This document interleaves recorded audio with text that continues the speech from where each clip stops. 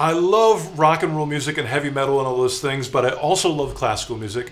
So I chose to do a Haydn symphony all on guitar. I replaced all the bassoons and the cellos and the oboes and the clarinets and the flutes and whatever else is in there. And I played them all with guitar. And the only thing that I still remember from it is the first violin part, which is kind of the featured part. And so I want to show you some of the cool things from that. One of the things is there's a lot of eighth notes. The main thing is eighth notes, but occasionally there's a 16th note thrown in. So that's like the eighth note. But then there'll be a little da-da-da-da in between.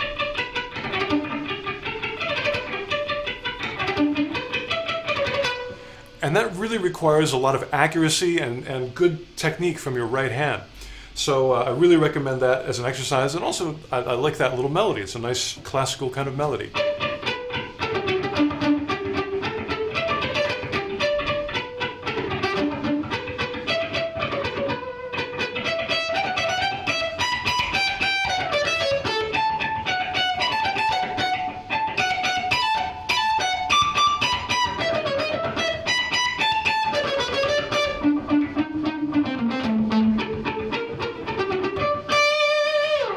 Also, a lot of these phrases begin with your pinky on your left hand.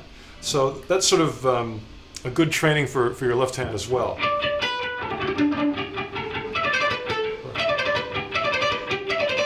If you get stuck on it, just repeat one part over and over again until you get it right. You can play it very slow.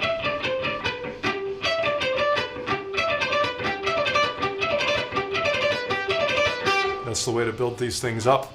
So the main thing I want to show you besides that 8th note and 16th note picking idea is some of the arpeggios that happen in this song. Some really cool ones. Let me go right to the end where there's, starts with some descending fours.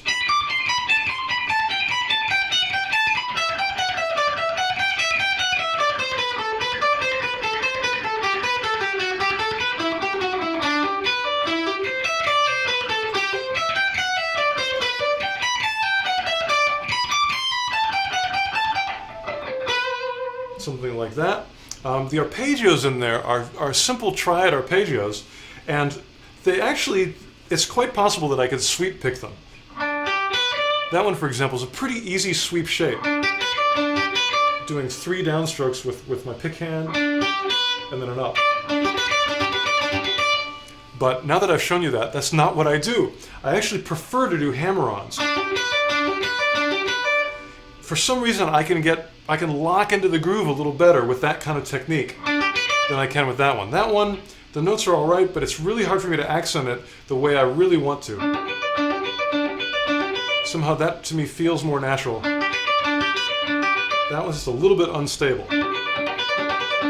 Where that one, it's probably because it's similar to my rock and roll pentatonic kind of licks. It's just a wider stretch. Skipping the B string, playing 2 notes on the G, and 2 notes, I'll say it again for the noise, playing 2 notes on the G string, and playing 2 notes on the high E. So let's look at all these arpeggios that I do with that technique. Let's see, I'm going... There's the next one, is a C major triad. Then... that's C major. See what happens there.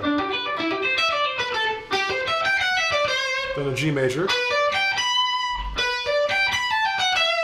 And the last one, I should probably sweep this one, but I don't. That's how crazy I am. Huge position shift, but I do it so I can keep the groove of my left hand going, doing that kind of technique, because the technique is making the groove in this case.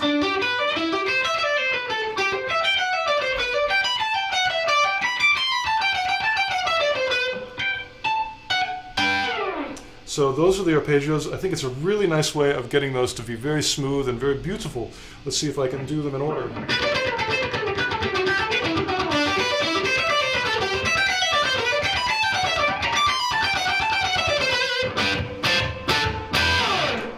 There we go, there's some Haydn.